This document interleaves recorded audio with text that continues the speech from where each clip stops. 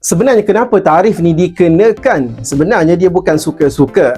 Apabila sesebuah negara mengenakan sesuatu tarif, itu bukanlah kerana suka-suka nak naikkan harga barang import sebenarnya.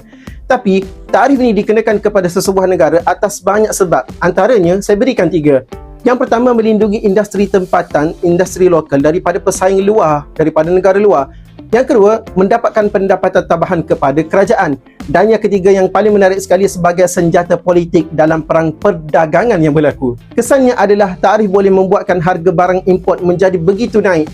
Jadi, pengguna akan memilih barang tempatan dan juga barang lokal. Tapi ia juga boleh menimbulkan ketegangan yang dahsyat antara negara, contohnya seperti perang dagang yang berlaku di antara Amerika Syarikat dan juga negara China. Kalau ekonomi global menjadi tak stabil dan juga tak tentu, ketika itulah para pelabur yang besar akan mencari aset fizikal yang selamat. Masa tu harga emas biasanya akan melonjak begitu tinggi.